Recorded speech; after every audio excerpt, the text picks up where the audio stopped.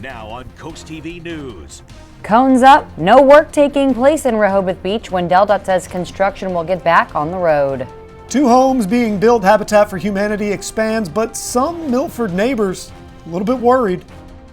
And we are expecting more in the way of cloud cover, but warming up, setting up for the rain, possibly over the weekend. This is CoastTV News at 5. An empty construction site sits at Holland Glade Road in Rehoboth Beach. Good evening. I'm Madeline Overturf. And I'm Charlie Sakaitis. We begin tonight with a traffic light in Rehoboth Beach that was expected to be up by Thanksgiving. Now into 2026, the work is just half done. Let's show you what Holland Glade Road looks like right now. This is right off Route 1 near the outlets. Eventually, there will be a traffic light, a crosswalk, and new turn lanes. CoastTV News reporter Brandon Ferguson is live there in Rehoboth Beach. Brandon, the work has been done so far, only on Holland Glade, nothing on the highway. Maddie, for drivers heading this exact way on Coastal Highway, these cones to your right and ahead of us, you've seen those for months, but as we turn on to Holland Glade Road, I want you to look to your left here. You see all this trench work? That is to make way for a new turning lane, and that was phase 1 of this project. But for the entire project, DelDOT says they're pushing that back months. The same cones, crosswalk, and lights still up on Holland Glade Road. DelDOT says the reason for the months of delays to avoid holiday shopping with the busy outlets right around the corner and the popular Christmas destination, Shellville, which is on Holland Glade Road. Things come up, it's just what you have to learn to, deal with. Bonnie Whalen drives on Coastal Highway every day and does not have a problem with the delay. For now. It's better than one season. That's just a nightmare getting backed up. It's backed up enough. Some people tell us they deserved an answer sooner on the delay. People deserve to know why it has taken so long. DelDOT says work will resume here sometime this month, all depending on the weather, for the final result of another traffic light and more crosswalks and turning lanes heading to Coastal Highway. And I want you to take another look at phase 1 of this project to our right so you can see how this new lane will look when it's complete. DelDOT says the original timeline was at 2 months, so the work should be wrapped up before summer of this year. Live on Coastal Highway, Brandon Ferguson, CoastTV News. And just a few miles north of Holland Glade Road on Route 1, DelDOT overhauling the intersection at Minos Conaway Road. The project adds service roads, roundabouts, a bike path. DelDOT expects the work to be completed in 2028. In Milford, Sussex County Habitat for Humanity is building affordable housing. This is part of a 9-home project. Today, the Milford Board of Adjustment approved variances for these 2 homes that are still under construction. With the change, the new houses will be less than 2 feet away from one neighbor's house, who says she's a little worried. I understand they want to build on these properties, they own these properties, but they have to stick to the standards of City of Milford, and they're pushing through. They're getting their way because it's an organization. It shouldn't matter who you are. Sussex Habitat for Humanity says the homes are part of a neighborhood revitalization effort aimed at increasing affordable homeownership in the community. And this brings us to our CoastTV poll. We want to know what's the most needed thing in terms of Milford housing. Let's take a look at the results so far. 53% say lower prices, 28% say starter homes, 19% say senior options. Nobody right now is saying more rentals, but that could change. Yeah, we'll see how these numbers go. You can also leave us a comment. Go to coasttv.com or use your mobile app if you want to vote.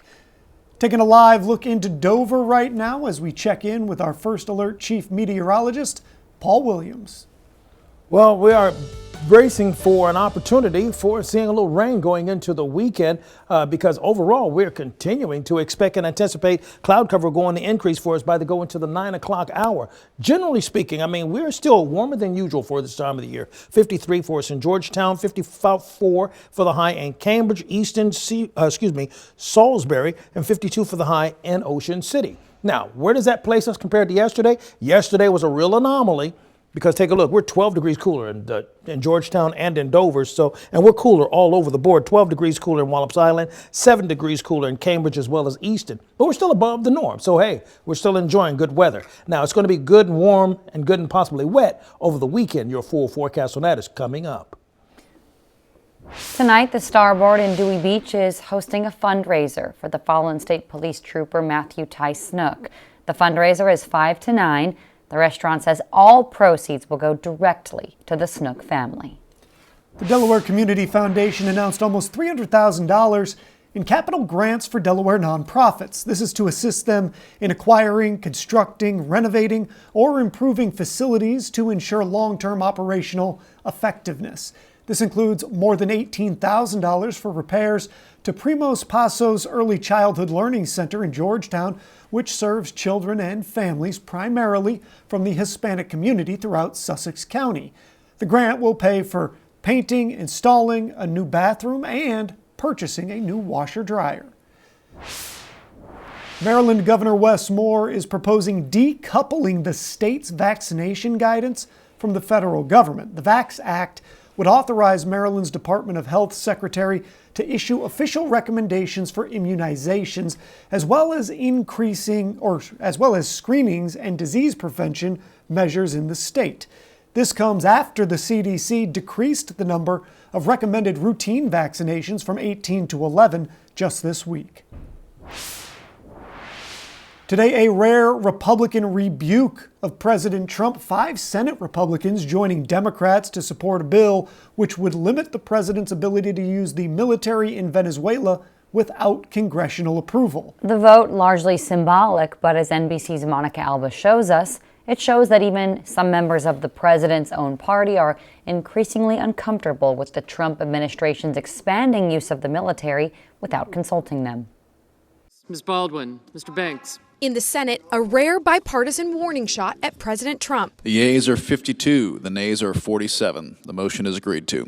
5 Republicans joining Democrats to advance a bill limiting the president's ability to take further military action in Venezuela. No one has ever regretted a vote that just says, Mr. President, before you send our sons and daughters to war, come to Congress. But the president says they should. Writing on Truth Social, the Republicans who voted yes should never be elected to office again. It comes after Mr. Trump has ordered military strikes on Venezuelan boats merely suspected of trafficking drugs, seized Venezuelan oil tankers, and captured the country's president. Now, the president revealing to the New York Times his projected timeline for Venezuela. When asked whether the U.S. would oversee the country for months, a year, or longer, Trump replying, quote, "I would say much longer." And when asked if he'd deploy American troops if Venezuela's new leaders blocked his access to oil, responding, "I can't tell you that." Secretary of State Marco Rubio confident it won't come to that. We have tremendous control and leverage over what those interim authorities are doing and are able to do. The administration's expanding foreign policy reach, even spooking longtime allies. Greenland is not for sale. Representatives from Greenland, which President Trump wants to acquire either through purchase or military force, going directly to the president's allies in Congress for help. There's no willingness on their part to negotiate for the purchase or the change in title to their land, which they've had for so long. That's their prerogative and their right, and they've made that very clear to us. And after warning Colombia that it too could be subject to U.S. military action, President Trump now appears to be backing down from that. Just days after calling Colombia's president a, quote, sick man, Mr. Trump talked to President Gustavo Petro last night, calling it an honor and saying he plans to meet with him at the White House soon. Monica Alba, NBC News, Washington. A historic church steeple was taken down in Pocomoke City, why it had to come down, and what's planned to rise in its place. We're expecting a couple of changes over the weekend, a bit wetter and a bit warmer. But first, the Rainbow Bridge fence in Lewis. How a couple's idea has turned into a community memorial, up next.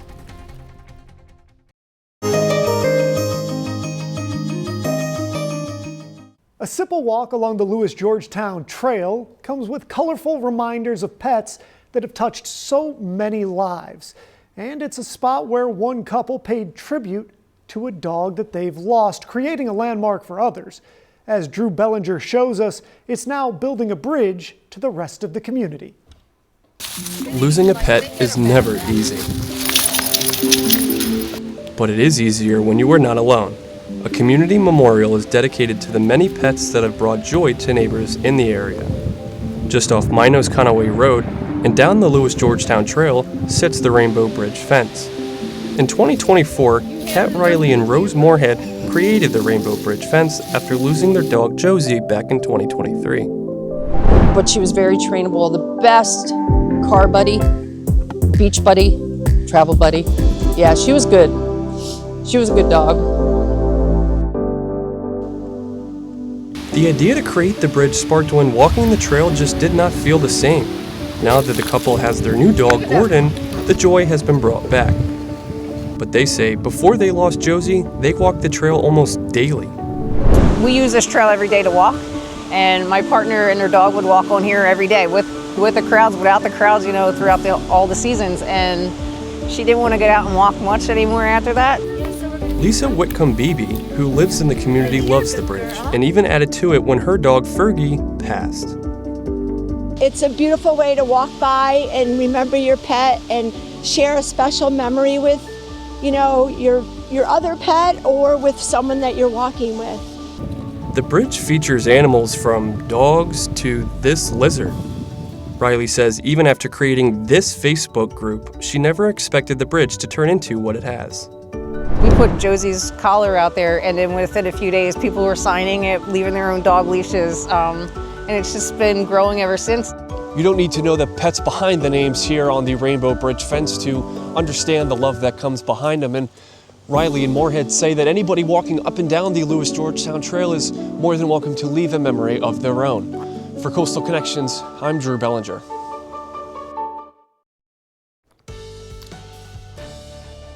Well, we're going to have the benefit of warming back up into the 60s again, but it's going to come with at least a little obligation on the side, which will be that chance of scattered showers that will kick in for Friday, Saturday, and may lean into the Sunday. So it's going to be warmer. It's going to be a whole lot wetter on top of that, or rainier at least.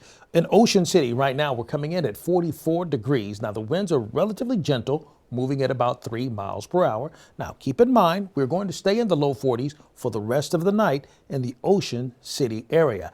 Temps right now, kind of depending on where you are. We're very mild 51, for example, in Seaford at 51 degrees, but we're somewhat of a cool 45 and 44 for us actually in Bethany Beach, because it's a little bit breezy, particularly at the Indian River Inlet at this present time. It's 47 degrees actually in Lewis. Now, yesterday we got up into the 60s. Today, 53 degrees. Now, the irony is that the winds have kind of died down a bit for us, and it still feels mild for us, but 45 is the norm, and then 69. Well, that's a skyrocketing record high for the date, which was set in 2008. So we're clear now. Not much in the way is happening in the upper atmosphere. It's really ho-hum in the upper portions of the atmosphere, unless you're really talking about the 850 millibar level, where we're going to start seeing a shift in the air quality and the air mass changing over as the frontal boundaries begin to approach us for the west. Now, that's a very gobbledygook way of saying we're going to be clear today and we're watching out for rain over the weekend. That was for the nerds that like to tune in every once in a while. But high pressure's in full control of our weather at this point. So our storyline is this. Tonight we stay mild. Then for Friday and Saturday, we become cloudy, watching out for showers. And it's going to create some decent puddles on the roads over the weekend. You see, Friday, we warm into the upper 50s and we'll have thick cloud cover. And the winds are coming out of the south and the southeast. So all of that's going to combine for a milder feeling day, but it's just going to be moist. So it may be a little bit on the raw side Friday, but definitely it's going to be raw Saturday. See, Friday morning, we start off clear with temperatures in the 40s. Now, as we go into the afternoon, we have the winds coming out of the south and more moisture kicking in. Notice the temperature is well into the 60s. Not record breaking, but way above the norm for this time of year. And then as we go into Saturday, we start seeing spot showers pop up at 6 o'clock in the morning between Selbyville, Bethany Beach, Fenwick Island, Long Neck, and up towards Lewis. Then by lunchtime, everybody's underneath the rain with heavier showers down towards Berlin and Selbyville as well as Ocean City. And then we'll have heavier showers up in Georgetown, Ellendale, and Milton around the 3 o'clock hour. Saturday at 6 o'clock, more scattered showers that kind of stream along. And then the winds are coming racing out of the south, and then they'll start swirling a lot. So Saturday, morning showers. Sunday, we're looking for some morning showers as well. Friday, the showers pull through, and then we have that push coming in Saturday out of the south. So when you take a look at the 3-day beach forecast, it's always Saturday and Sunday where we're seeing the rain. Fenwick Island, Ocean City, same situation. Lewis and Rehoboth, same situation as well. But temperatures staying in the 50s, which is above the norm for this time of the year. Here's a look at your extended forecast. Yeah, we're looking pretty mild for the most part till we get into next week. It's going to be cooler, but by next Thursday, we're talking that 4-letter word again, Charlie. Cold. See it down there, Paul. Earlier this morning, crews in Pocomoke City took down the steeple at St. Mary Episcopal Church. This comes months after a lightning strike damaged the structure and forced the sanctuary to close. Contractors say removing the steeple was key as a step before those repairs can continue. The removal of the existing structure, and then after that we'll move into the manufacturing of the new one. So yeah, it definitely seems like a turning point in this whole project. Services continue in the parish hall as the renovation moves forward. The 180-year-old church is hoping to be back in the sanctuary by Easter. Coming up tonight on Delmarva Sports Network, Y-High and Chincoteague go head-to-head on the basketball court. At 4:30, the girls game, and at 6:30, the boys. War on the Shore returns to Ocean City this weekend. It's Maryland's biggest high school wrestling event. More than 40 teams will compete across 12 mats at the Roland D. Powell Convention Center in Ocean City Friday and Saturday. Fans can jump between all 12 mats in real time and catch replays on demand, all on DSN+. For subscription info, just scan that QR code right there. Coming up, a decades-old southern pecan tree on the ground. What's going in its place? Stay tuned on CoastTV News at 5.